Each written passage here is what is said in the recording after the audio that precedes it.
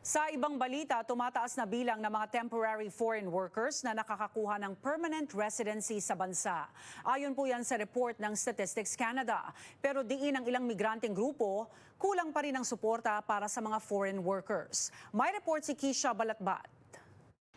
Mas maraming temporary foreign workers na ang nagiging permanent residents sa Canada. Ito ayon sa bagong ulat ng Statistics Canada na lumabas ngayong Miyerkules. The Canadian population is aging, so there's a need for laborers, and the rate of birth rates and the need for workers hindi magkatugma. So we need workers to make the economy running from the outside. Ayon sa StatsCan, karamihan sa kanila dumaan sa postgraduate work permit program.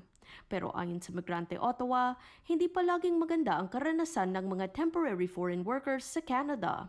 Yung catchphrase doon, right? Temporary foreign workers. What does it mean by temporary? Temporary is that they're vulnerable to abuse kasi ang status nila ay temporary. Wala silang nalimitado yung karapatan nila bilang manggagawa dito sa Canada. Dagdag pa dito ang iba't ibang pagbabago sa immigration programs na itinulak ng gobyerno kamakailan para malimitahan ang temporary immigration.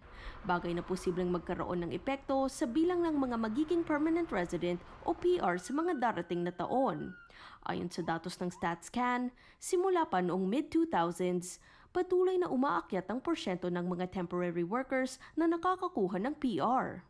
Mas madalas daw itong nakikita sa mga immigrants sa economic class, pero bumababa ang bilang ng mga nagiging PR sa ibang kategorya tulad ng sa agrikultura. Temporary foreign workers who came to this country for years and years just because they are in so-called low-skill category, they will never ever get permanent residence. Sometimes some of them are highly educated, highly skilled, but because their credentials are from the outside, so then they are lower paid because then they enter into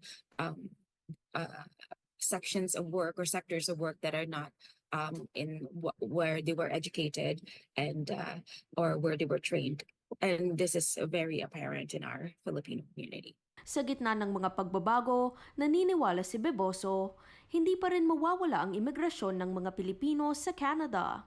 Patuloy na dadagsa ang pagpunta ng mga Pilipino sa Canada at kahit sa ibang panig ng mundo because yung roof ng migrasyon sa Pilipinas, hindi nagbabago yung society natin sa Pilipinas, kulang pa rin yung trabaho. Nangako si Immigration Minister Mark Miller kamakailan na pag-aaralan ng IRCC ang iba pang programa upang maibaba ang bilang ng mga temporary immigrants sa 5% lamang ng populasyon. There's a disconnect at may kulang talaga ng serbisyo para sa mga manggagawang Pilipino and any temporary foreign workers really hanggang sa ngayon. If they're good to work in Canada, then they must be good to stay in Canada. Nakatakdang ilabas ng minister ang planong ito sa fall matapos ang pakikipagpulong sa mga probinsya. Kisha Balatbat, Omni News, Toronto.